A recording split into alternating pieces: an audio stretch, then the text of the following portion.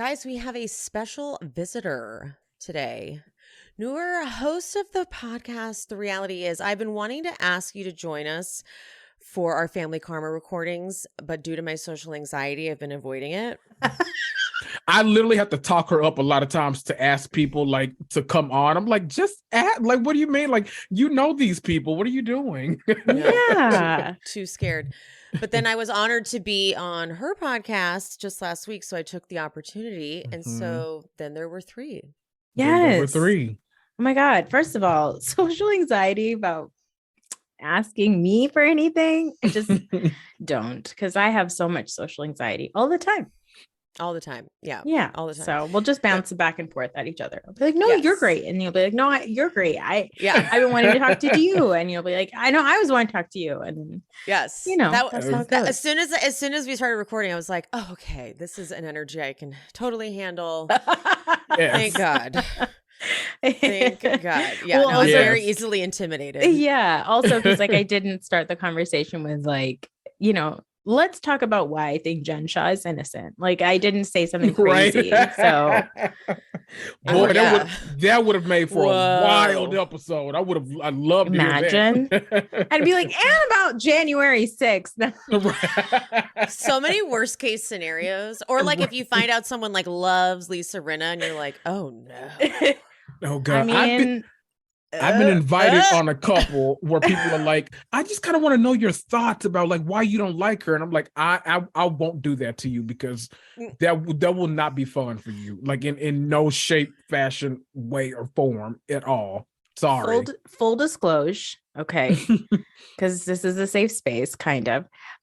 For years, I used to say Lisa Rinna forever baby, Rinna forever Yep. baby all the time. Same. Because first she was so much fun. So much fun. And then something happened, Yep. I believe around Lucy Apple Juice. And Yep. I was like, well, I'm done. Yep. We're done here. It's such a bummer. Yeah. She was so fun. Yeah. And then we all were like, I get you're leaving us no choice. We're trying to like you. But We we're threw like- her like not even a bone, like you know that box of milk bones that you buy for your dog and they snap. We threw her the whole damn box. She just wouldn't eat. I don't know what to say. She wouldn't eat. She wouldn't eat. She wouldn't Sorry. eat. Just wouldn't do it. Before we do the recap, did you guys see Anisha on Watch What Happens Live? Did you see at least the clip? Yes. I saw the clips. I saw some clips. Oh, I mean, I also heard choices. that Andy was mispronouncing everyone's name like he did Bali when she was on. oh my God. Of course. That man. Of course. He is not watching any of those shows. He doesn't know No. how to pronounce anybody's name. He still can't say Amrit. Like he's still like, you know, that's like the one reason What does why. he say? Amrit? Yeah, he's always like Amrit. Yeah. Jeez. Yeah. You see him God. struggling so much when the names come up. He's like, Richa and Yeah. It's like, have you not watched the show? Like, No, what is he happening? hasn't because he still says Vishal and Rish. And I'm like, no. Rishi is Monica's boyfriend. Yeah. Yeah. No, I feel like if he doesn't do a reunion, then he's Hmm. like, what the fuck am I? And then if he does, like when he did the Watch What Happens Live, like special reunion, he just crams before and Yeah. probably gets like Cliff's notes. You know, Yeah. they probably are like, here you go, Andy. Here's like, we compiled kind of the most important clips you need to watch in order to do this part of your job. Yeah. Mhm. It was so Which- cringe when Bali was on there a few weeks ago and he kept saying Bally the whole time. He's like, Yes. who are you talking? Who? I would've That's been the like, who- easiest of me? all the names, by the way. Like, good Lord. What are we Yes. doing? Bali's the easiest one. Yeah. I feel like it's bad enough where even if Monica was on, he'd be like, Monica?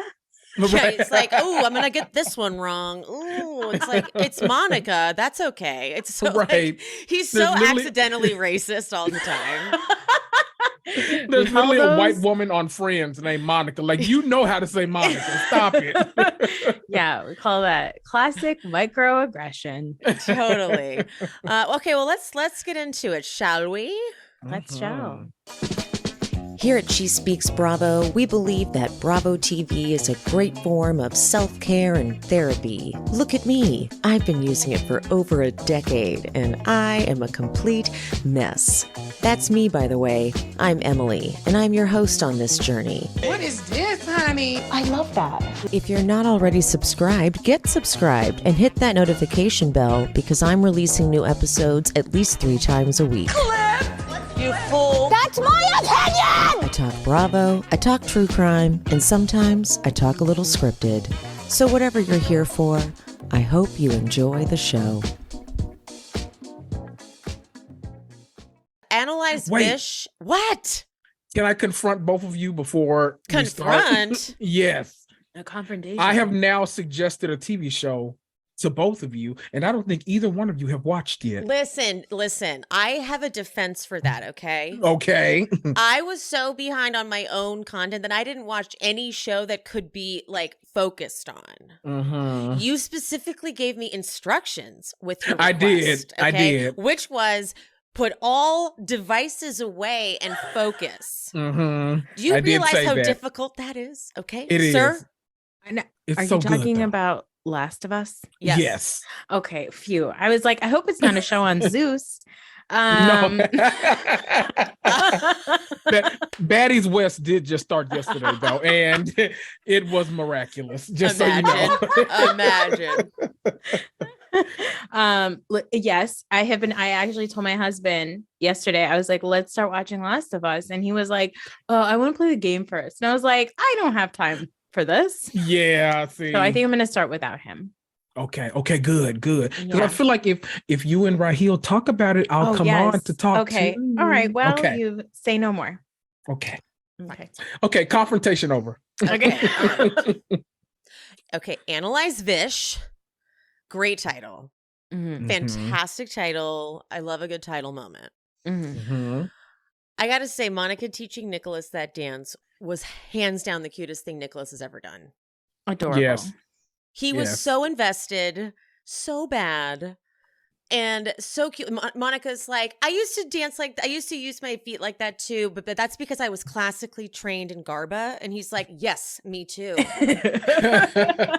I loved it. I love that whole sequence. And honestly, Nicholas did fine because there's a lot of brown men I know that also dance like him. So Amrit is terrible. Yes, exactly. He's actually a really bad dancer. When they flashed back to the wedding, I was like, oh wow, I forgot. He was very bad. Yes, that's right. Yeah.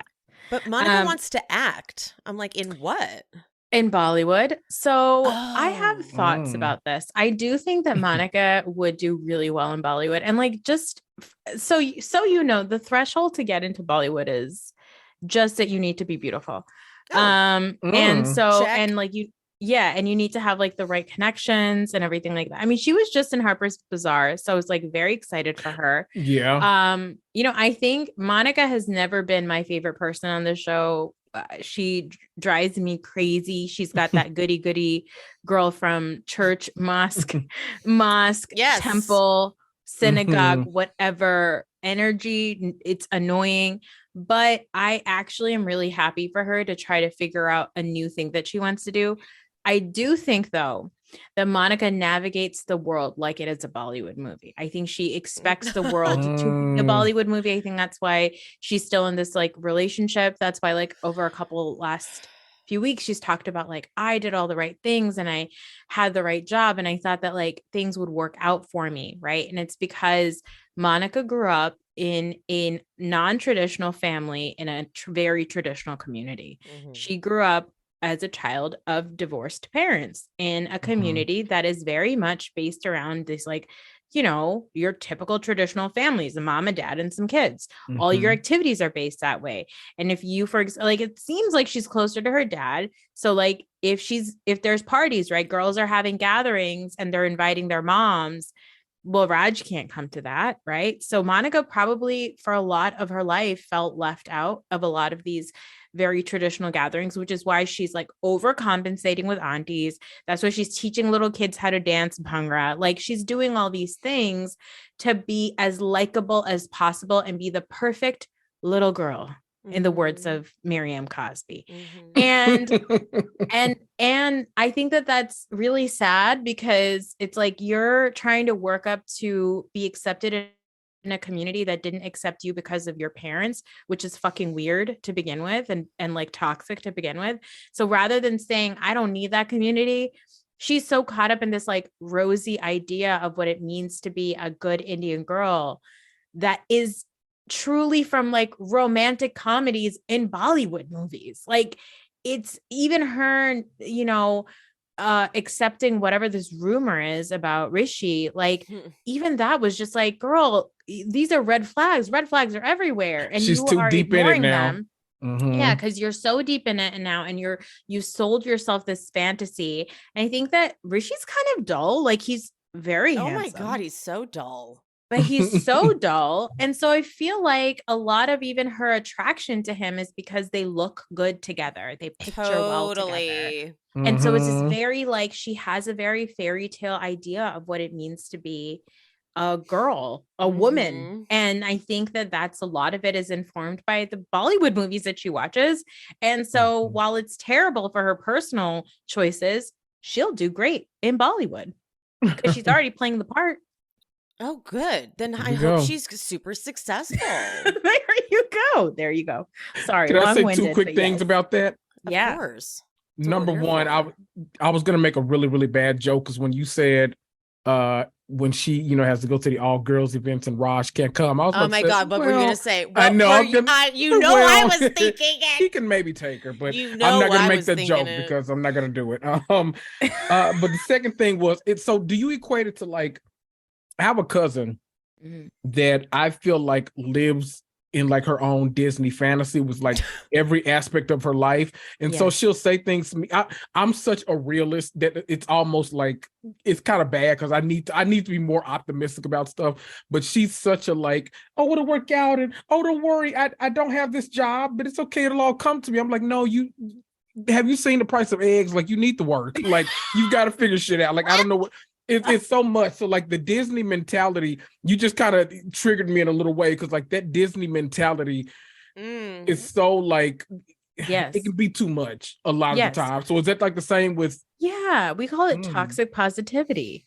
Yeah, it's pretty much the same thing. It's just like living in delusion, and it's just being delusional, you know, and not being honest with yourself. Honestly, it's kind of how Reshma functions, Vishal's mother. So it's very similar. It's very toxic. Do not get Emily started. She will. Oh, I want to get Emily started. I came here to get Emily started. Okay. Okay, wait. You say, is it Reshma? Yes. Reshma. Okay, I was saying Reshma. I think that both could be pronounced. I'm sure that when Reshma says, you know, her name to non-Desis, she probably, or non-South Asians, she probably says Reshma. Okay, good That's to know. right. Yeah, good. Either Phonetic, way. yeah. Good to know. Okay, good to know.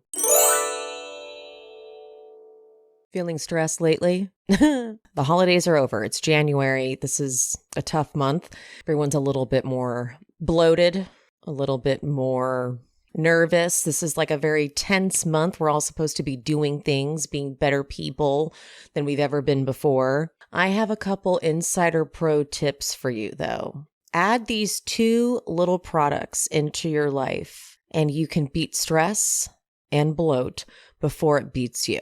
Pair the award-winning gut-nourishing Just Thrive probiotic with the stress-busting, mood-uplifting power of Just Calm. Just Thrive probiotic supports digestive, immune, and total body health and actually produces antioxidants right in the gut. Once it arrives in the gut, it acts like a personal gardener, safely eliminating bad bacteria and replenishing the good. And the best part, it can be opened and sprinkled into any food or drink, so it's good for the whole family. And for the next level stress-busting mood support, add in Just Calm. This product has been proven to do the almost unimaginable.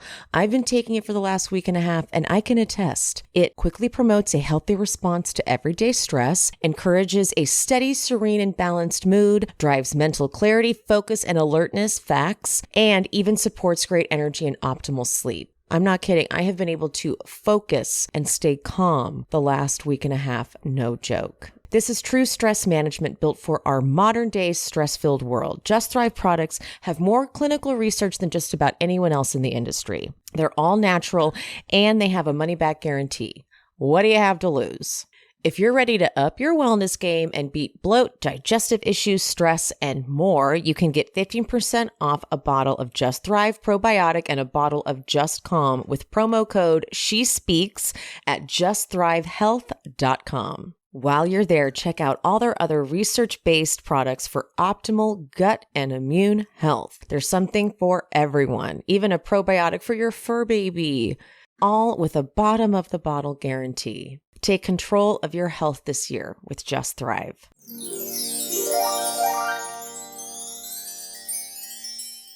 But speaking of complicated, Amrit and Vish are working out, and for some reason, Vish is real excited for the gay circuit party portion of the festivities. Guys, I mean, you know how I feel about this. It's like... I think that Vishal doesn't know who he wants to be ever. And I think that Vishal is actually a person who's devoid of an actual personality.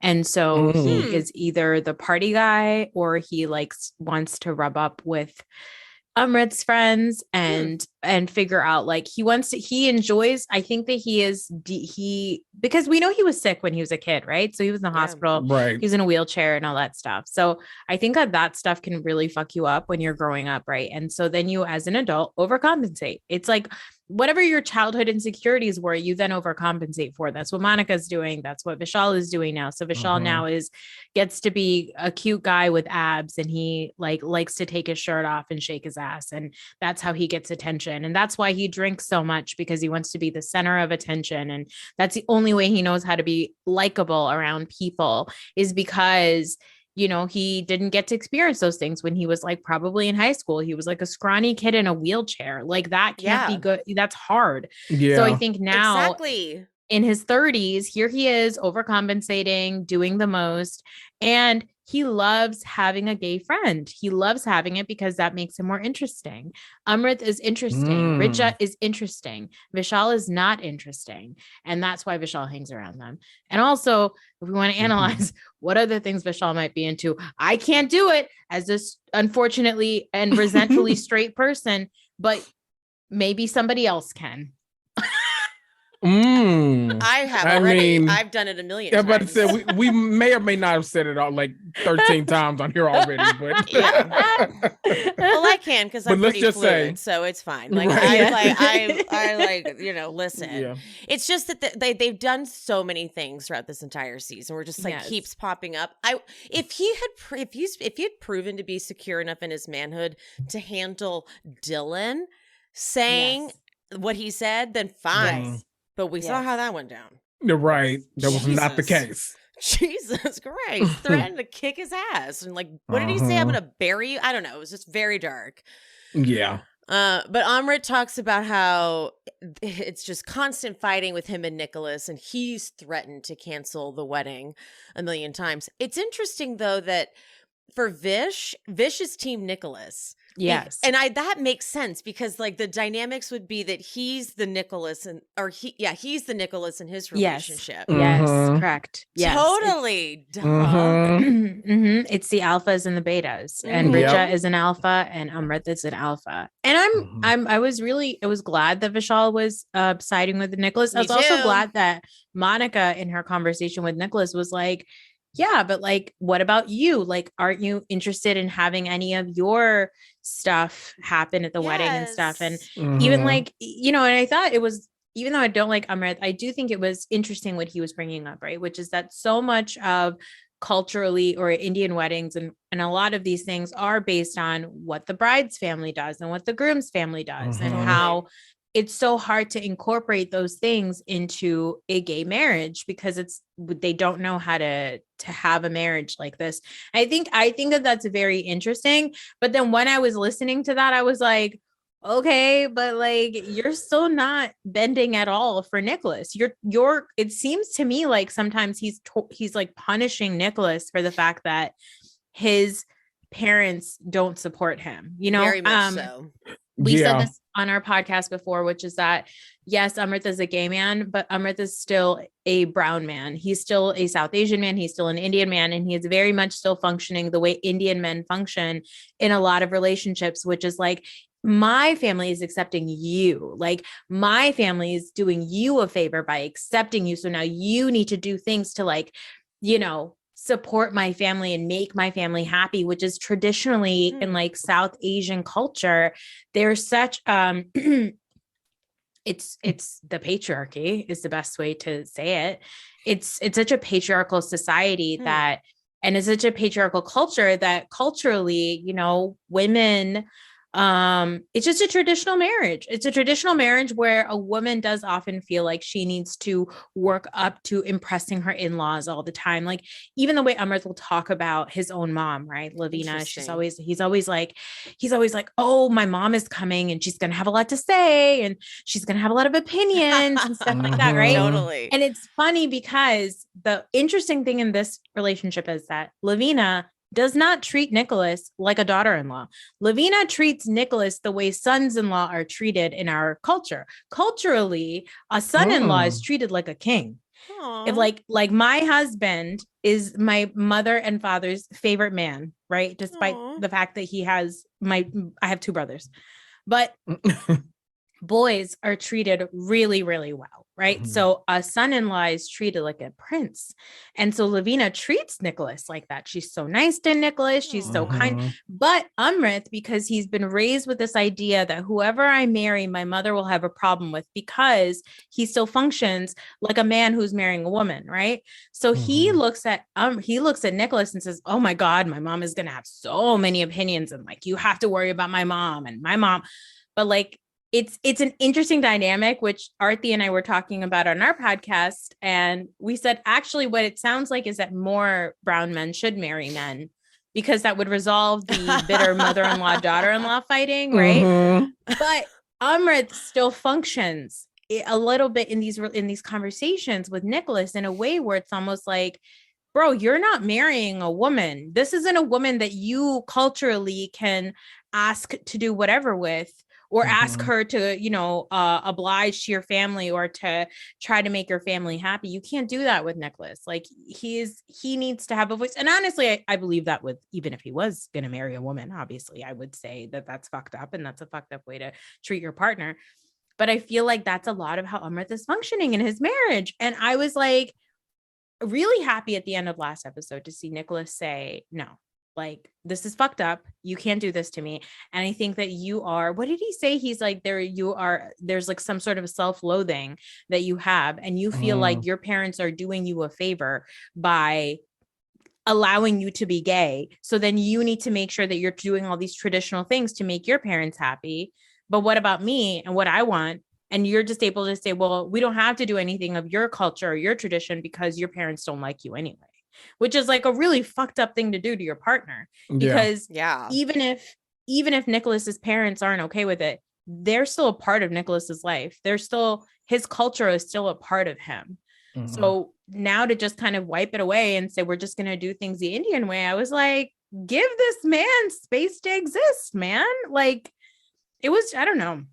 It was sweet. It was sweet when he said, I know. It was sweet when Nicholas was like, I want to say I do. Yes. It's like, oh, let him say I do. Yes. Right. If me and Emily talked about this last week, but I struggled a lot with that last conversation for a lot of, because I genuinely like points were being made like all around, but it was also very hard to watch for a lot of reasons. And the flip side of like what you said too, it also feels like Nicholas is very aware that like I feel like he always knows that he's filming a reality show, and so especially during this time he's always trying to be super careful about the way he's speaking about his parents, because like he knows he has to address the elephant in the room, but he's also like, anything that I say could possibly be the end of this relationship, and that's not what I want.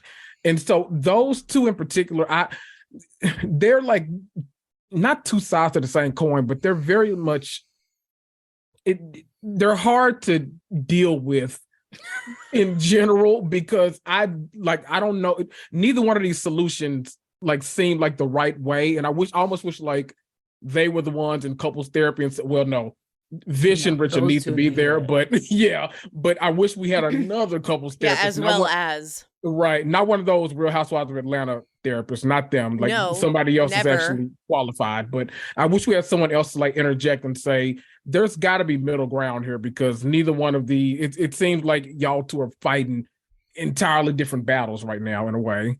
I also think another aspect that they haven't really talked about is the fact that, like, I guess Monica did bring it up, which is that, like, the whole wedding is a Hindu ceremony. And like Nicholas grew up Christian, and yes, he talks about like his issues with the church and stuff, but like he finally says like, yeah, I want to say I do, and like I want to say vows and stuff like that, which is really nice. But like a lot of the wedding is like a Hindu wedding. And I also wonder, like, maybe Nicholas's parents have issues with the fact that he's getting married in a traditional Hindu wedding, and they're Christians and evangelicals who probably consider Hindus pagans. So like, exactly. Like, you know what I mean? I think there's that so many things that are challenging for them. So many things. Yeah. And I wish that, like, I don't know. I kind of wish that the show had more time to like go into these things, but we're just kind of getting like snippets of it because there's other drama going on. I do think it's interesting, but I don't know. No, it's like you said, Kendrick. Nicholas being very careful about how he talks about his parents. He's like, I need to change this narrative real quick. They're not bad people. We're not playing that game. They didn't like throw me out on my ass and like make me move to like some, you know, like some camp where I had to be. Nothing like that. But you know, they like when he said he talked to his mom every day, I was like, oh, very different. What I that shocked me too. Yeah, I had a whole different. So I'm glad he was able to open our eyes to that and give us a better perspective of it. Which then, knowing what we know now, it makes what Amrit's doing even worse. Because it's like, well, you know, he's close with his parents, and you're acting like they're really bad people that he should just totally disregard. Yes, like you know how close they are. You know more than we do, and you're still acting like this. So it's even more selfish, Amrit. Okay, yeah. He sucks. He sucks. He really does suck. What's scary though is that Vish is like, I'm having baby fever. I'm like, no, whoa, dude. Again, we have to really slow. You just stop drinking. Get Richard to sign the papers first, then we'll talk about anything else. Like, stop it. Yeah, like. No, like, please, I can't even absorb that right now. We're just gonna move on, right? Let's go to something happy and light. Anisha shows up at Chitra's. Let's go to this cute scene, okay? Yes, because we're gonna absorb more of that later. Talks about her Cinco de Mayo deadline. Yes, love that. Love it. I fucking loved the flashback photo of Anisha with her like holding the Taj Mahal. Yeah. I love any flashback photo of Anisha. That's a classic photo that you take when you go to the Taj Mahal. I have one too. Oh, good. Well done. Yes, but every time you see what Anisha looked like.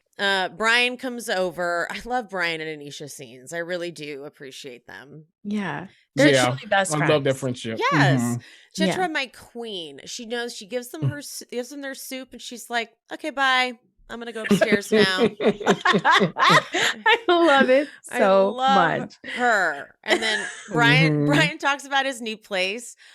I had an epiphany, you guys. I need a dumb boyfriend. I love how stupid he is. He's like, it's perfect. I'm going to like go out on I have a balcony so I can go out there and like have a book. And he's like, pretend to read. Yeah, pretend to read. I'm like, yeah, I need that I just need an idiot. I need someone who's not going to be too much of this talky. You know, that's what I've always wanted. That's my dream. Like, I don't know. I don't want to talk to you about Shakespeare. No. Yes. See, perfect. I need nail that up for me. That's what I need. Simple. Just, you know. I like Brian listening to Anisha talk about how like she gave him an engagement deadline. He's like, whoa, red flag. But Anisha's like, no, he was okay. Right. Yeah. I'm also like, Brian, you're not one to talk about red flags. You literally have condom wrappers in your childhood bedroom. Like, let's not, sir. I really like, were those planted for the cameras? Okay. I love the bennies. I really do love them, but Brian's room is a disaster. Okay, Arthi said on our podcast that if you ran a blue light, like what are those lights? What do we call those? The hotel lights The where blue you like, light, yeah. I think you're yeah, right. it's a blue light. She said it would light up like it's Diwali. Okay, it would be the festival of lights inside of Brian's room. Okay, it's not good. I believe Not it. good. And then when Dharma said that she would, like, if guests come over, she would have them stay in Brian's room, I was like, No, you need to fumigate. Okay. a complete remodel. You need to sell your house and move. Sell your house, move, and then that's why his dad wasn't pissed off when he was asking him, like, I'll just bring the couch and bring it over here. He's like, good. I do not want anyone sitting on that goddamn couch. No so one thank needs you. to be on that couch. No one needs to sit on that couch. Thank you. Yeah, take it, please. Vish and Richa's townhouse. Lopa comes over. They have no furniture. I feel like sometimes I wonder if the reason they don't have furniture is like for filming purposes, because this happened on Vanderpump Rules where Tom and Ariana moved into a house and it became like a joke that they couldn't have furniture, but it turns out that production was like, we can't have you guys get furniture because if we have to like shoot something out of sequence, it'll be bad for continuity.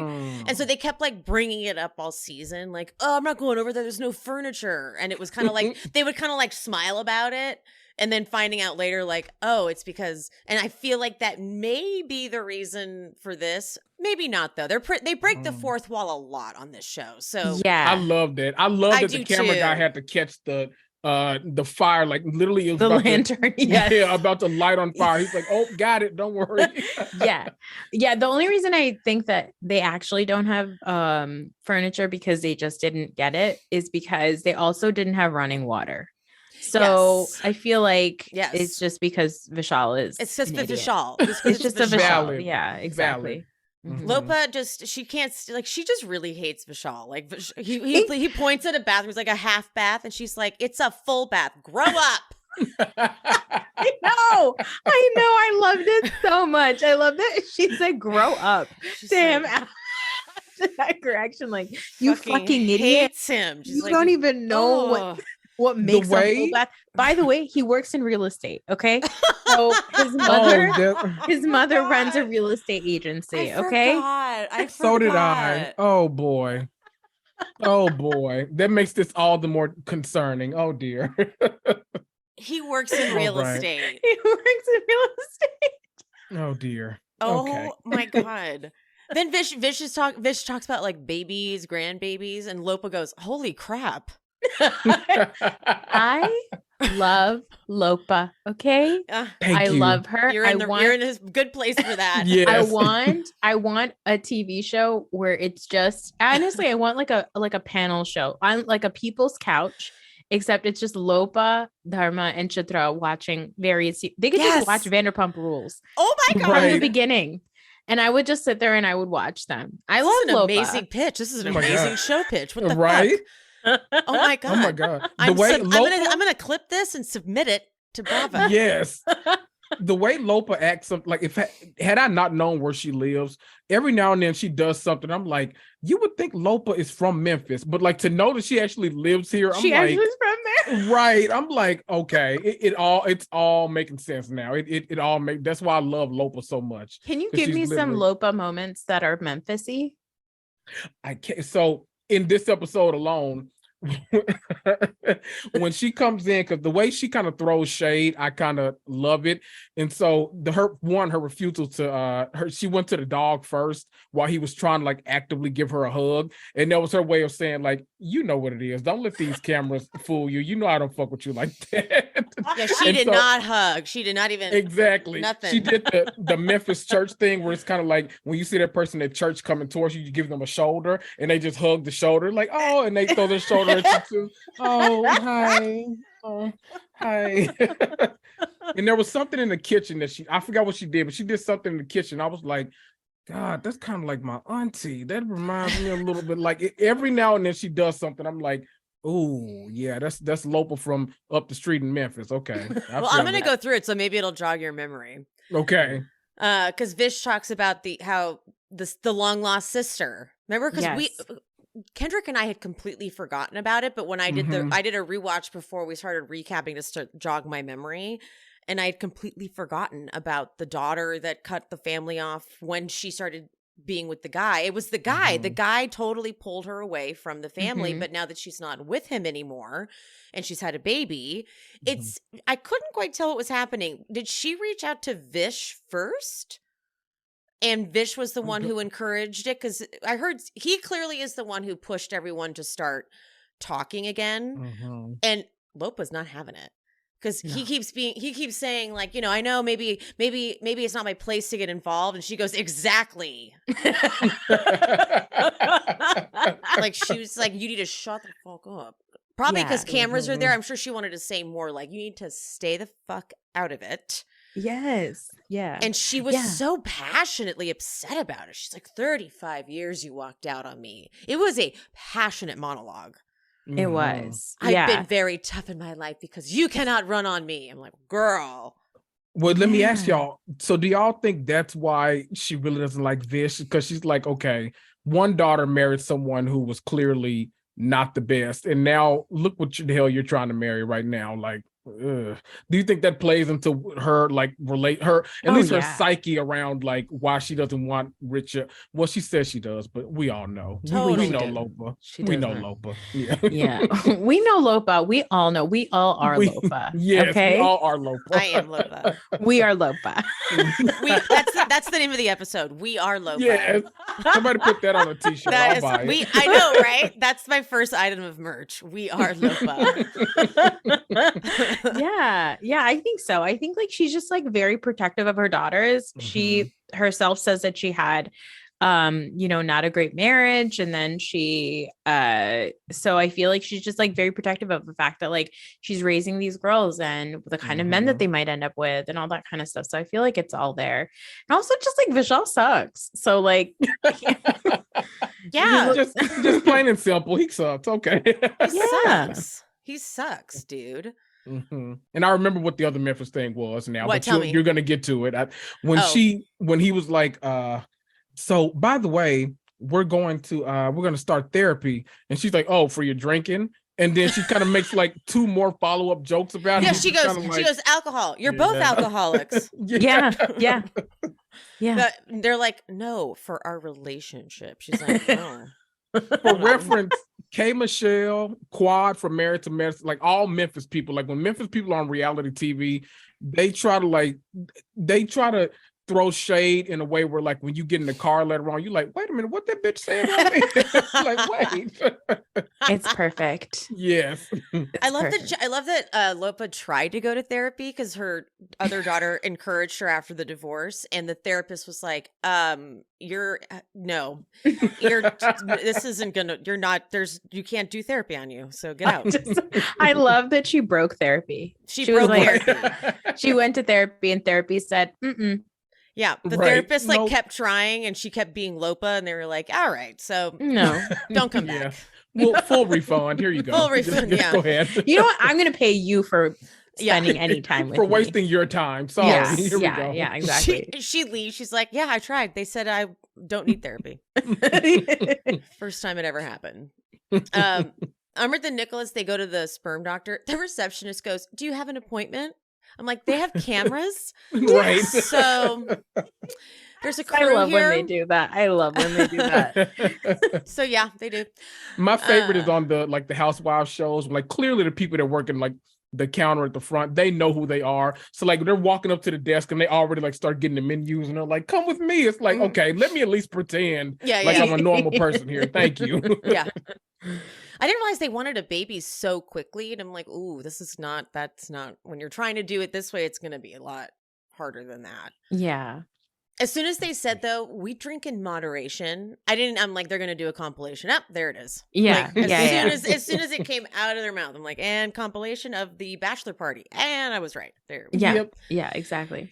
I didn't realize it's $150,000 to $175,000 for this type of crap. Yeah. I mean, so I remember when I first had, I have an almost 9-year-old, and I remember I had him I lived in New York City, and in New York City, by the way, Kendrick. My Oh. son was born at the same hospital as Blue Ivy. Okay. Oh, Okay. Lennox Hill. whoa. Okay. So this is related I to remember Beyonce. that day vividly. How Oh my God, me crazy is- too. Me too, because I Vividly. worked in a building right by there, and there was like the whole streets were like completely packed. It was a big deal. Oh Anyway. yeah. Anyway, so at Lennox in New York City, you can't get private rooms. Like private rooms are not granted. Like you have to pay for them, and you have to pay out of pocket. It's not covered by insurance, whatever. So I remember like talking to my boss at the time and telling her like, my God, I have to pay like, and it's a lot. It's like $1,000 a night to get a private room after you give birth. Otherwise, you have to share a room with somebody else and share a bathroom, which is like not what you want to be doing after you give birth, right? Now, in context to Beyonce, there was a whole floor of really nice private rooms. And Beyonce took that entire floor. So she didn't just have one room. She had all the rooms. Anyway, obviously I'm not Beyonce. Yep. So I remember complaining to my boss about it. And my boss, she's a gay woman. And she was like, yeah, this is like a drop in an ocean of like the costs that like, you know, gay families have to go through to have babies. She had a baby. Her wife had 2 kids. So she was like, our process is so much more expensive that like, honestly, you talking to me about spending $1,000, like she's like, by that point, we're like, charge it, whatever. It's fine. Like, just because it is very expensive for gay families to have kids. Like Jesus. Either route too, like trying to like, you know, go that route or going a route of adoption, because adoption is like stupid expensive too. It's like, you understand the price. You're like, okay, I get like, you know, you got to go through all of this, make sure I'm a decent person before you give me literally a human life. Like I get it, but holy crap, it's expensive.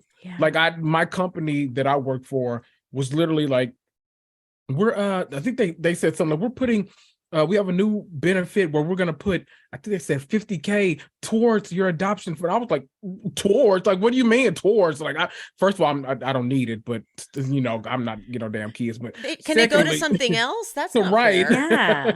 How about like, a car? Lord. How about a house? Right. Yeah, I'd like to adopt a house. Okay, yeah. I would get a house and a car for the $50,000 and just call it a day.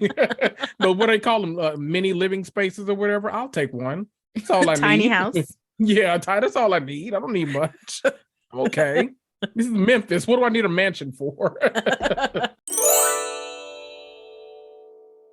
If you made a goal this year, which I did too, then Factor is perfect for us, for all of us. My biggest obstacle for accomplishing this goal is time and energy. And that's where Factor is perfect, because the meals are ready, they are prepared, and they're delivered straight to my door. So I can skip the grocery store. We can skip the chopping. We can skip the cleaning. Factor sends fresh, never frozen meals right to our door, and they're ready in just 2 minutes. So all you have to do is heat and enjoy. I discovered Factor a year ago when I was keto. So they have a lot of great varieties for different lifestyles. So keto, obviously, calorie smart, vegan and veggie, and protein plus. These are available every week. They're prepared by chefs and approved by dietitians. And each meal is packed with the ingredients you need to feel satisfied all day long. And I can attest to that. I really do like Factor. I'm not just saying that. Every week, there are 34 chef-prepared, dietitian-approved meals to pick from. Plus, they have 36 plus quick bites, smoothies, juices, and other little satisfying add-ons to pick from as well. So there's tons of options. Factor is so much better than takeout because A, it's more cost-effective, and B, it's ready in 2 minutes. That is way faster than any takeout. It's so easy to stay on your vegan and veggie diet because each meal is prepared by chefs, approved by dietitians. So you know every meal is packed with the ingredients that you want and nothing that you don't. You also have the option of adding a protein to any of the veggie vegan meals if that's what you're looking to do. The best part for me about Factor is that it's eating clean without any hassle. I am such a lazy, eating clean, goal-oriented person. I want to eat clean. I want to be one of those women, but I just don't have it in me to do any of the work. So you just choose your options and enjoy fresh, flavor-packed meals delivered right to your door. And they're ready in 2 minutes. Achieve and maintain your goals this year with Factor. Get America's #1 ready-to-eat meal kit and start saving time, eating well, and living your best year ever. Head to factor75.com/SheSpeaks60. Use code SheSpeaks60 to save 60% on your first box. That's code SheSpeaks60 at factor75.com/SheSpeaks60 to get 60% off your first box. My tragic hair care journey continues. It's getting better, but I still am dealing with the double bleach fiasco and a bit of the hair loss. It is improving, but I'm still holding on to every single strand for dear life. So Kitsch to the rescue, because Kitsch is all about hair care, just like skincare. You treat your skin, you prevent wrinkles, you baby it. You got to do the same thing for your hair. They believe in budget-friendly beauty because everyone deserves some luxury, you know? The way the company started too, it started in 2010. They were selling hair ties door to door, just nothing but hustle and a dream, honey. And now they are sold in over 20,000 retail locations. They're female founded and self-funded. So they're pretty badass. My gateway drug into Kitsch were the satin pillowcases, because that's where I learned that pillowcases can really damage your hair and also give you wrinkles. So satin pillowcases, their caps and their hair ties as well. But the vegan satin, not the silk, because silk is made from silkworms. Ew, gross. They have the shampoo and conditioner bars, so bottle-free beauty, good for the environment. But the biggest thing are the heatless satin curling rollers. Say goodbye to heat damage. There are literally TikToks of people throwing out their $600 curling irons for these things. And the best part is it's only a fraction of the price, $18. And of course, they have the quick dry hair towels, the classic scrunchies. That's the only hair ties I ever use, and so much more. Right now, Kitsch is offering 30% off your entire order when you go to mykitsch.com/shespeaks. That's right, 30% off anything and everything when you go to mykitsch, spelled mykitsch.com/shespeaks. One more time, mykitsch.com/shespeaks for 30% off your entire order. What do you think the #1 reason is for abandoning shopping carts online? Shipping costs and shipping times. We expect everything to be fast, everything to be free, but obviously if you are a smaller e-commerce business, that is hard to compete with. But you can keep yourself competitive with ShipStation. ShipStation lowers shipping costs, makes returns easy, and it keeps your customers happy. And with all the time you save from automating all these shipping tasks, you can just focus on things that keeps your business growing, like marketing, things like that. I wish I had known about ShipStation because I actually tried to launch an e-commerce business in 2020. I was not successful, but I wish I had known about it because ShipStation has all of these things that make it much more user-friendly for a newbie, like effortlessly integrating everywhere you sell online. So Amazon, Etsy, eBay, Shopify, and you can manage every order from one dashboard. And you can automate routine shipping tasks. You can print shipping labels. You can compare rates and delivery times so that every shipment is optimized.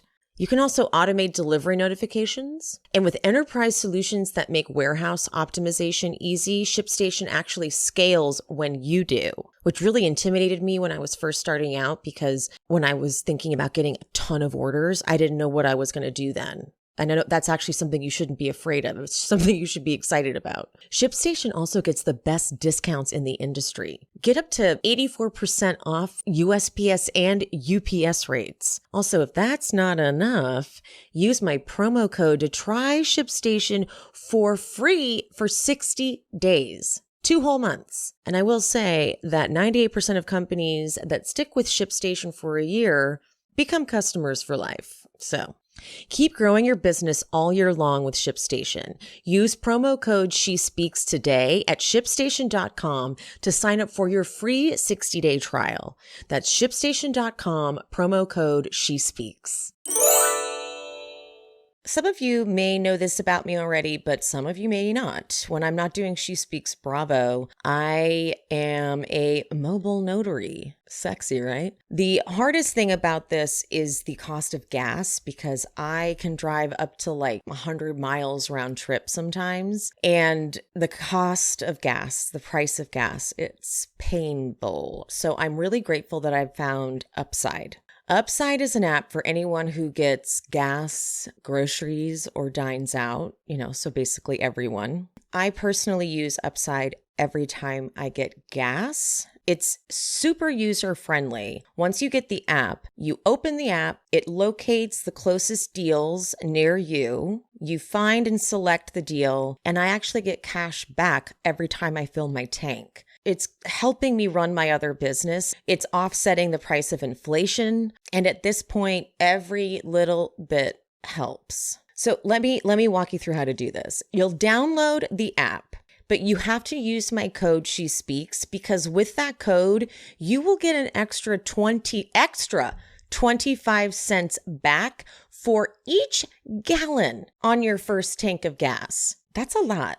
Next, you claim the offer on whatever you're buying on Upside. So look, you open up the app, based on your location, it finds the offers nearby. It doesn't even have to be gas. It could be groceries. It could be dining out. Then you claim it. You go claim offer. You just hit the claim offer and you go and you pay as usual with your credit or debit card. Follow the steps in the app. Very user-friendly, walks you right through it. And then you get paid. You get an email that says, hey, here's your money from shopping or dining out or getting gas like you normally would. In comparison to credit card rewards or loyalty programs, you can get 3 times more cash back with Upside. Also, Upside does not sell your personal information to third parties. They know that your information is a vital part of their trusted relationship with you. Download the free Upside app and use promo code SheSpeaks, guys, to get an extra 25 cents for every gallon on your first tank of gas. That's 25 extra cents back for every gallon on your first tank of gas using promo code SheSpeaks.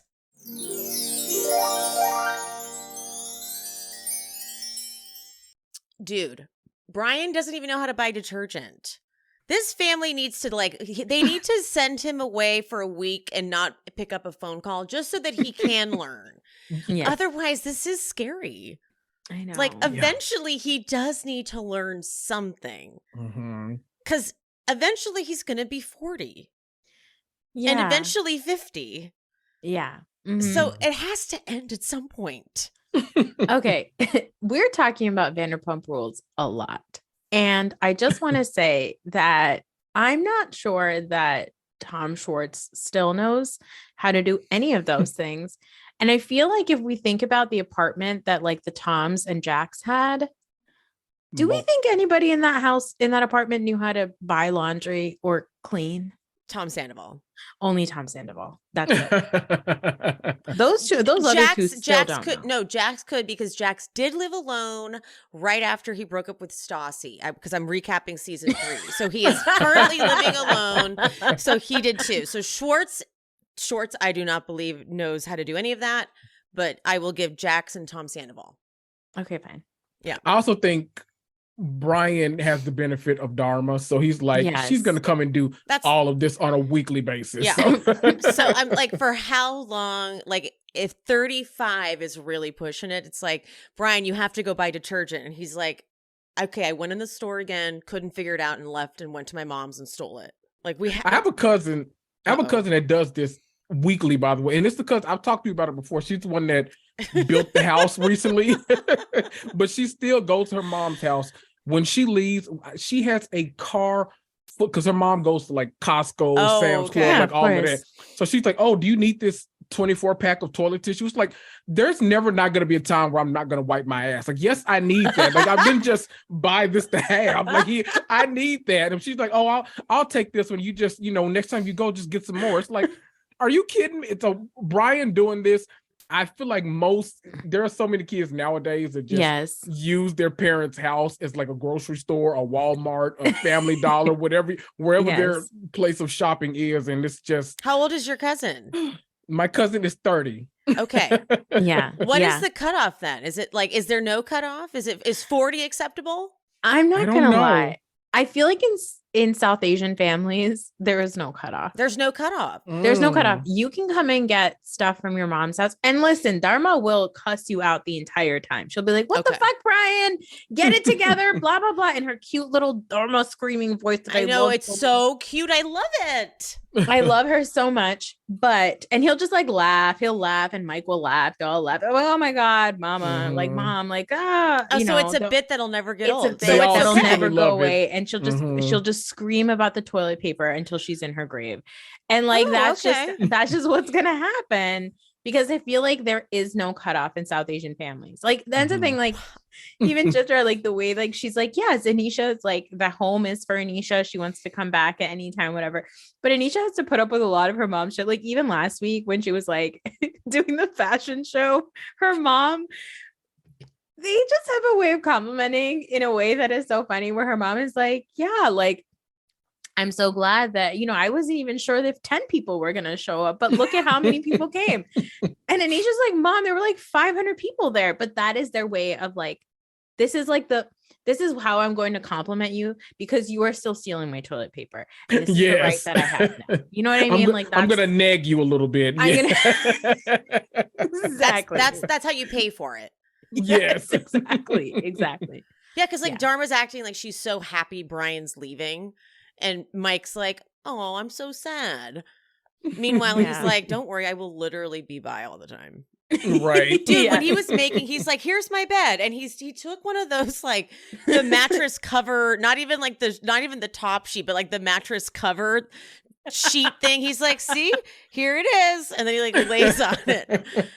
Mike's like, this is dark. It reminded me of the fact that, so I've got two boys, they're 3 years apart, and my older one once told me, he was like, when I turn 18, I'm gonna go to college in New York and I'm gonna live in Brooklyn. And I said, okay. And then he was like, and then when I turn 21 and Noah's 18, he's gonna come and live with me too. And guess what, mama? It's like, what? He goes, we're never going to sleep and we're never going to eat dinner. And I was like, okay. And that, I feel like, is what Brian is doing. Brian's like, I'm going to put a big fat TV in here, one couch, and I'm going to sleep on the floor. And Brian he's acting like such a teenager right now.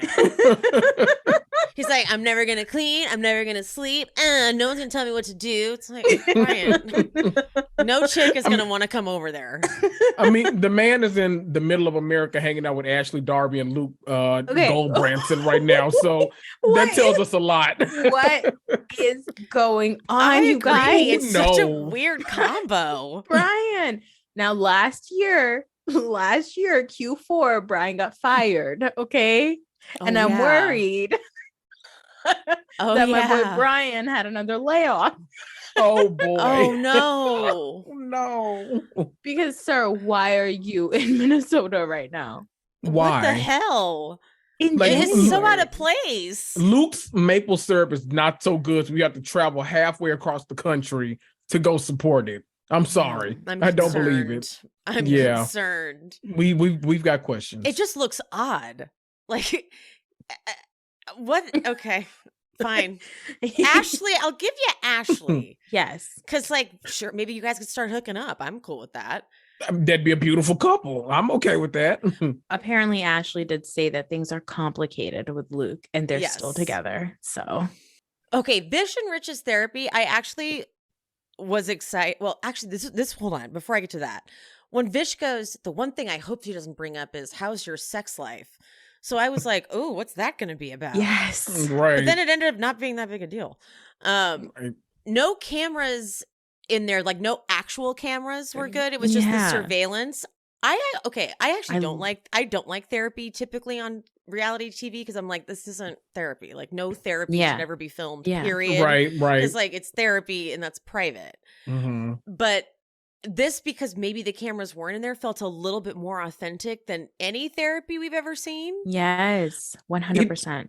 I was kind of jittery because I felt like something was about to happen just because it was this angle. I'm like, we've only seen like this guerrilla style footage on Housewives. Like when the cameras went down, like on Cynthia's bachelorette party, and we see like Drew and Portia like making out and stuff. So like, You're I like, didn't is know what Bolo gonna show up at this therapy session? Yeah, it was cool. What is happening? But I like Vish being so like unaware of what therapy. He's like, yeah, I think this could really enhance our relationship. And the therapist's like, yeah, couples therapy can do that, but it can also just be a domino effect as well. And he's like, oh shit. And she's like, yeah, dude. And then he starts grabbing for Richa's hand. He's like, I'm all scared. And she goes, okay, so your love language is affection. And Rich is like, yeah, mine's not. I'm like, ew, get away from me. Yeah.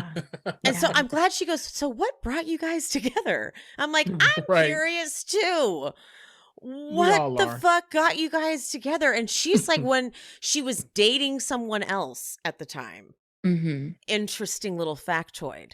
And she was all over him and she knew immediately. I'm like, isn't that interesting?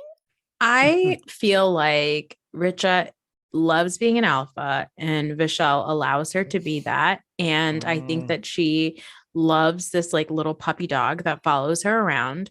This woman got a house without doing a single thing to have this house. She doesn't have the financial liability. No down payment. Her name, no down payment, nothing. She's not even married to this man, you guys. She got a house. She got a house. It's kind of brilliant. Whatever this is that Richa is doing, I 100% understand. I will say, I know that Anisha's comment on Watch What Happens Live was super shady, but I think that she said later on like Twitter or something, she was saying, what I'm saying is that these people don't believe in the institution of marriage. I don't think Richa believes in the institution of marriage. I don't think Richa ever intended on being married. I don't think she wants to be anybody's wife. I think she is perfectly happy, like Robin and Juan, living together, and that's it. But Vishal wants, his mother is Reshma. Like, he wants to have a wife. He wants to feel like he's not. I'm sure his mom is probably like, Richa's like using you, or like, what is this? And you need to settle down and all those things. So I feel like Vishal is pushing Richa to be his wife, even though Richa herself doesn't actually think that any of this is necessary. She's like, what the fuck is the point? Who cares? She's very checked out and like doesn't fully get it. But I could tell she was into that ceremony, like all that kind of stuff. I could tell she liked. Yeah, because it was fun. The pomp and like, circumstance. Yeah, exactly. But I don't think, and also because she didn't legally get married, so it was a party. So really, she just had a great party, and she had a really fun party, and she got to be center of attention, and she had to have a great time. And the only thing she didn't get to do was sleep with a guy because apparently her husband was too busy. So yeah, I mean, maybe she slept with someone else. I don't know. Maybe good for her. That's how rumors get started. I will say that Richa during the therapy to me felt like she was saying all the right things at therapy, but I was like, that's not how you actually feel. Yeah, totally. Yeah, totally. That's why when they get to the how is your intimacy question, I'm like, oh, here it is. This is going to be like, there's going to be something weird here because this was the one thing Vish didn't want brought up. But she's like, I don't know, we're like once a week. I'm like, that's not weird. Right. And then she's like, he would like it all day, every day. And I'm like, also not weird. That's like typical. Typical, yeah. And the therapist was like, okay, well, that's not weird. And so I'm thinking maybe she lied. Yes. And I'm thinking, how about never? How about you haven't had sex in quite some time and that's why Vish didn't want this brought up? Yes. Yeah. Thank you. Because Vish is probably lying to everyone around him, like, "Oh man, we're newlyweds, we're getting it in all the time," and it's like, possibly. We haven't had sex since before the wedding, not even on wedding night. So sorry. No, exactly. Because everything about her body language with him feels uncomfortable. She doesn't feel like she wants him touching her or any of that. And they just have, I said this last week, like they just feel, she doesn't feel like she feels safe around him or attracted to him even. And she feels annoyed by him, all of it. And so I think that was a just blatant lie. Because why would he say the one thing he doesn't want brought up is their intimacy or their sex life? And then that's the answer. One of the most common, like once a week is like the average. Yeah. So what are you talking about? Exactly. Yeah. So I think so. That was a lie. Because he like tensed up and looked over at her, and she was like, I don't know, like once a week. You're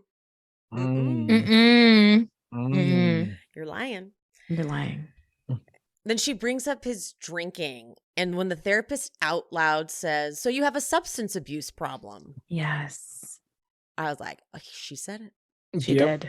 Mm-hmm. She said the words, and he was like, "Well, I'm like, you can say you have to actually say it because you said it once, and since then we've never heard you say it again." And so, say it, but you're not going to say it, are you? Yeah, that was good to. It was sad. It was sad in that it's always sad to hear watch somebody have to hear that about themselves, but also important. You know, I think that it is a sad situation. It's addiction is a disease, and at some point somebody has to be diagnosed with it, and it's always sad when that happens. But I did also like what the therapist said to Richa, because in regards to the drinking and then also with the marriage license, is she says something like, you can't just punish him. Like, we can't do this thing where we punish him or use these things as like a punishment, you know? So I think that it was like the first time they've actually somebody's calling both of them out on what they're doing to each other. Yeah, great line. Don't use punishment as a technique to train people how to treat us. Oh, God. Put that on a tea towel. Was this an actual good therapy session on Bravo? I'm telling you. I swear. I was like this, and because not having a camera in there to make it feel like because then the therapist didn't feel like she was like, I'm trying to get some camera time too. Right. Yes. It was the back of her head. Face. Exactly. It wasn't like, this is a moment for me. It was true therapy. Yeah, because all the other therapists that we've ever seen on Bravo are using that as a moment to like sell their business. And the fact that this person didn't even show their face or their name or anything, that was really good. I was like, oh, you're a good therapist. Yeah. So I think Amrit Nicholas should go to her. I think she should be doing a lot of more. We need a lot more therapy sessions with this woman. Yes, we do. Yeah. I would across like to let's just keep throwing a bunch of people in there, like across other franchises. Let's go to other shows. Let's just keep throwing them in. Bring the Atlanta Housewives down there because they don't stand a chance in the city of Atlanta. So I love this therapist. Yeah, I do too. I love her. And she let their doggy in there. Like, you won. Hello, guys. They're in Miami. Send Lisa Hochstein in there. Oh, totally. Then that's who needs it. Yeah. She was great. Ooh, that'll go over well in court too. It'd be like, I've been bettering myself. Okay, see, I'm doing never mind. I'm doing too much. You're building her case. I'm building her case. Let me stop. Your Honor. I love how much Raj is stressing out setting up on the beach. He's just a stress case. He is stressing out. Oh my God, I cannot get it together. Oh my God. And he's like, hi, Lopa. He's like trying to keep it together. I'm like, oh, you are he is just trying to make it look gorgeous. Oh my God. They have non-alcoholic champagne. I'm like, they need to start having more of this type of shit around if they're all trying to be supportive. Yes. Yeah. Looking at you, Amrit, you fucking asshole. I'm still so mad at him for having him hold a glass of alcohol. He's the worst. The worst. He's like, oh, are you not drinking? Didn't you just tell him that you wouldn't pressure him to drink? Didn't you say that? And he was the one he confessed to. I might have a problem. He said it to you. Okay, guys, but remember, Amrit only has the one bachelor party. That's only the one bachelor party. Think about how stressful it is for him, you guys. It's like, I've always been there for you, and you couldn't be there for me. okay, well, dude, I think I have a drinking problem. Okay, well. Yeah, but what about my free wedding on Bravo? What about that? Right. Like, okay, well, you could have come. I wouldn't have pressured you to drink. Oh, okay. So the next time he shows up at your stupid house, you're going to hand him a glass of alcohol to hold Exactly. the whole time. And like, I can't. So anyway, they have non-alcoholic champagne. And this beautiful ceremony, it's going so well. And then the lanterns. Yeah. Classic. So classic. Like, it was going so well. It was beautiful. Like, truly, it was so touching. Yes. And then literally fire hazards. Like, truly, things were about to be catching on fire. And again, like breaking the fourth wall was so good because of the cameraman, but also Amrit goes, now family karma is going to be in the headlines for setting a forest fire. I was like, you said the name of your show. I know. It's like the Leonardo DiCaprio. It's like, oh, he said it. He said it. There it is. That's the show. That's what the the show. show is He called. said it. You guys know it's called that too? I love it. I feel like we don't see this like Ever. level of fourth wall breaking except like the first season of like All Night Girls Trip is like the only thing where they like Yes. break it. Like, but it's like even this is like, oh shit, like this is because Girls Trip is kind of like a social experiment in a way, but this is like still real life. But they're like, oh shit, there's a whole nother like, we know you guys are watching. We see you. Hello. Yes. You know what this reminds me of? Because I've been on a Floribama shore in the background journey. Oh, that's right. Yes. So I miss a lot of it because like it's on in the background and I don't really know what's happening. But I get the gist. But it's like it's the same people that did Jersey Shore. Obviously, they break the fourth wall all the time. And I think it does kind of bring you in a family type of way. Like it does do something to you as you watch it. Like you're like, even like the crew is in on it. Like, so it is kind of vital to this sort of atmosphere that they're trying to create with Family Karma. Yeah. I love it. The food is delish. And why were they thanking Rishi for it? Why were they, did he make owns the it? restaurant. He owns the restaurant. Moksha is his restaurant. What? That's right. He's a restaurateur. I just literally saw him walk out. I was just like, oh, because he picked up the catering on the way. Like, I didn't know. That's what I thought. So wait, he owns, no wonder Monica's so like having a hard time letting go. He's a business owner. Yeah. Do you know, like, do you know, like, the size of the restaurant? Like, is it a... Yeah, we need details. I know. I mean, like, I you know just know anything about it? Or... all I know is that he's a restaurateur, but I know that they've been at Moksha a couple of times on the show, and I have since looked it up, and it does look good. It looks like a cute little like loungy Indian spot, but I think he has other spots that he's like an investor in. Oh, that's shit. right. Now I get it. Now I get it. That's why Rishi is a diamond girl. Okay, he's a material girl. I love when Polly said that. That was great. So because like all of them, they're all eating together and they're like, Anisha, how you been? She's like, well, I've been looking for my ring, which of course like stops the whole table because it's like Monica's like trigger. Yes. Monica's gonna stroke out. She's like, oh my, what? Your way? What is happening? Yeah, she's about to fly away with one of those lanterns. What is Rishi doing though, participating in this conversation? Like, of all the like, you shut up, sir. Like, you need to not participate in like she's like, I want a 4-carat circle. He's like, yeah, I like circles. Circles are the way to go. I'm like, you know you're not supposed to talk right now, right?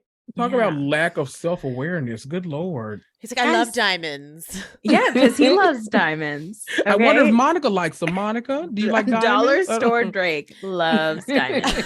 Everyone like slowly looks at him like, what are you doing? Yeah, like, shut the fuck up. Everyone's like, no. Everyone's like giving him like the wrap it up. Not nope. Shh, Monica, she's right there. Monica can hear you. Yeah, yeah. But then we flash to him being like, I want to take you out on a special date. I'm like, this is going, I just have a sick feeling that it's not going to end well, but I know. I'm happy for it. I'm happy to be wrong. Do you think it's going to be like a Schwartz ring on a string? Yes. Like what? But that's why I want to go into it feeling like that so that I can be happily surprised. God, it's just, I'm so nervous for her. Me too. Nervous for her. It's like I don't know how not to feel that way because he just doesn't look like he's in any way ready. No, I mean, seems like he likes her. I don't know, guys. It's bad. it's Even when he's bad. like, listen, I love you. I care about you. I'm like, no, you don't.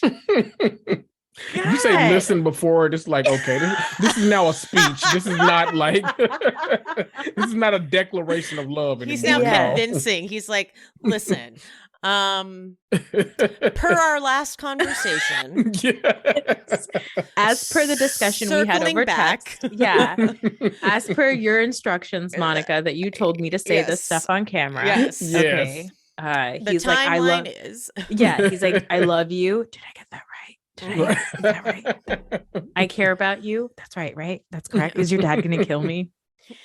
Line. Right, line. Wait, Raj also was like, I'm so stressed out. I just finalized the menu last night. I loved it. I don't know. I'm like, finalize the menu. He's like, oh my God, I was looking at it and I was like, no. We're not, not that. Oh, got it. Oh, yes. Finalized it. It's like, I am so tired. Stuck the landing, Raj. You killed it. They're like, are you tired? He's like, so tired. I'm so tired. Exhausted. Oh. Nicholas and Amrit get the worst results though on their sperm count. I'm Oh like, my something's God. wrong. They're taking a supplement because that's insane. They're young. They're young enough. Like something going on. But it was like there's usually like 50 million. You guys have 9. I'm like 9. Something's wrong. Wow, that was bleak. Yes. When like we know that Tom Schwartz has potentially better sperm than them. I mean, even his was bad. Oh. That's really bad. I'm like, are you guys doing all the drugs? Like, what's happening? Right. Right? You guys, That's a good point. Yeah. Are you taking estrogen? Like, what's going on that you would have such low sperm count? Because they're like 34, 35. Yeah. And then I was like, what mm-hmm. supplements are you taking, guys? Like you're taking something you don't want to see on camera. Yeah, exactly. Does it rhyme with cocaine? What is it? Yeah. I'm like, I don't know what's going to interfere there, but. I was going to say that it rhyme because they're always in the gym. Does it rhyme with Polaroids? I didn't know. So maybe. Well, that I was wondering because I'm like, you guys, that's a low count. Yeah. Yeah, because I was always under the impression that it was only, but here's the thing. I was always under the impression that men had just vital baby making juice until they were like 100 years old, right? Like that's what we've been told is like a man can get a woman pregnant anytime. And it's just the woman and her stupid biological clock that's ticking that's going to make her worthless. And I'm like, look at you guys. You're fucking worthless too. And that's amazing for me to watch on TV. Sorry for you. I'm sorry. I know you want to have a baby, but good for me for smashing the patriarchy because fuck you and your stupid sperm and you have a biological clock too. Yeah, it does feel kind of nice. It does feel kind of nice because usually it's a woman getting terrible news and being like, I'm broken. Yeah. Yeah. It's like, this, we rarely see it like this. Yeah. Yeah. I love how immediately like he knew to like keep a smile on his face throughout this whole thing because you can tell like Nicholas was just like crushed. He's like, there's nothing we can do to come back from this or anything. And I'm just like, it's okay, we'll get it up, we'll give him the supplements, we'll give him a list. And maybe he was panicking. He's like, oh shit, I need to go hide these fucking drugs in the next room. I don't know what I need to do, but I don't know, maybe I'm reading too much into it, I don't know.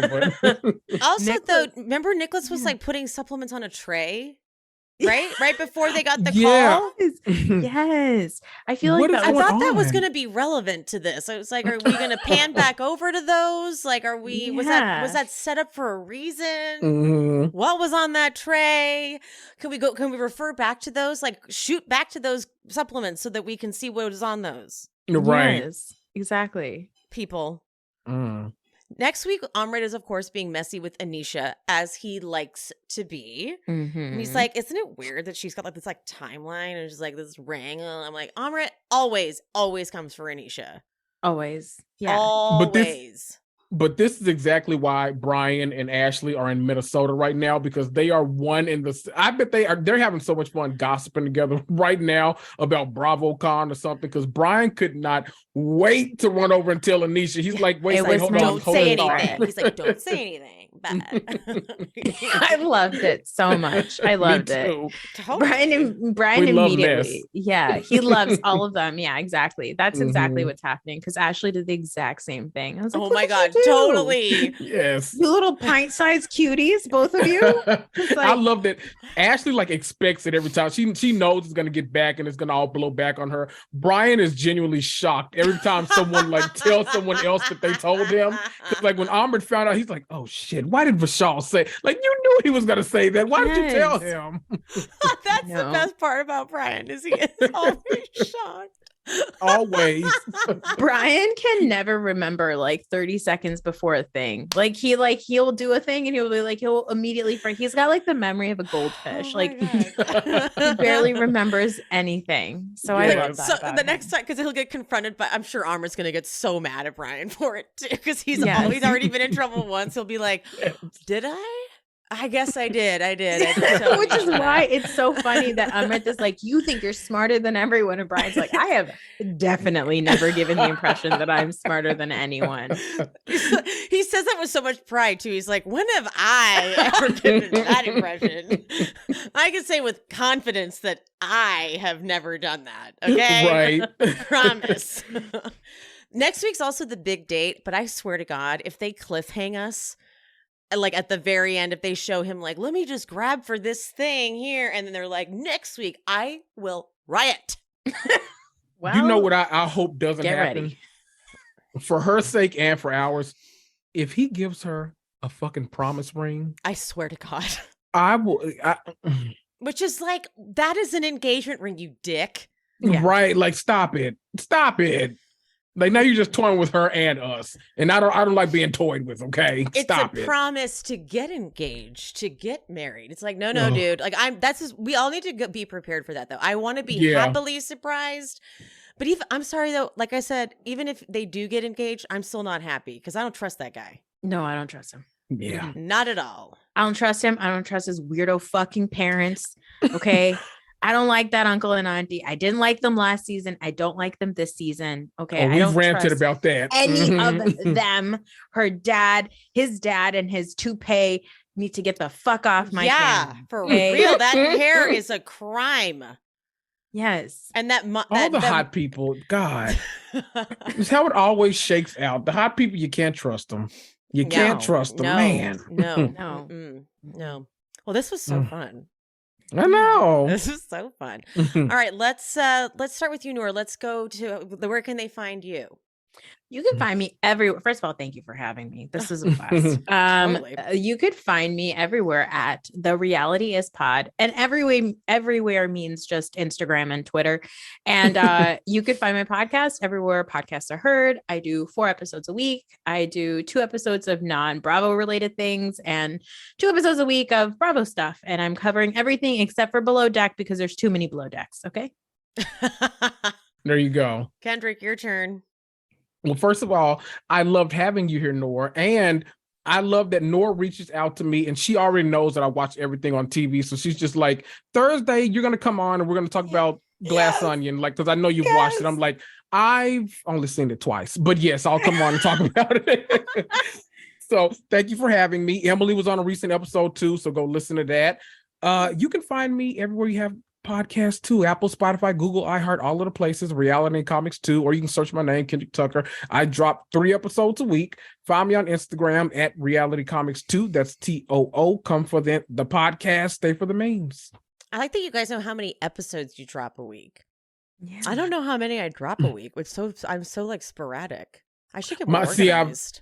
That's been my one thing. I'm always like super set about the days. I'm like Monday, Wednesday, Thursday, Monday, Wednesday, Thursday, Monday, Maybe Wednesday, you're Thursday. working with 2 Virgos here. So oh, that does explain it. That actually does. Never mind.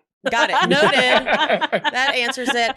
All right, guys. Thanks so much for watching and listening. Bye. Love you. Mean it. I hope you guys enjoyed the show. If you did, would you mind leaving me a 5-star rating and review on whatever platform you are listening? If you're watching on YouTube, don't forget there's the super thanks option down at the bottom, the little button with the $sign and the heart. And also I'm on buymeacoffee.com/SheSpeaksBravo if you want to buy me a little coffee or 2 or 5. And my Patreon, that is where I'm covering all of the classic Bravo jams. If you want to follow me over there and subscribe, link is in the description. And follow me on Instagram and TikTok at She Speaks Bravo. And whoever the guest was for today, all their information is always in the episode description. So if you want to follow them and check them out, check there for the info. And any of the sponsor codes that I mentioned in this episode will also be in the description. I love you guys. Thank you so much. I appreciate you. And I'll see you next time. Bye.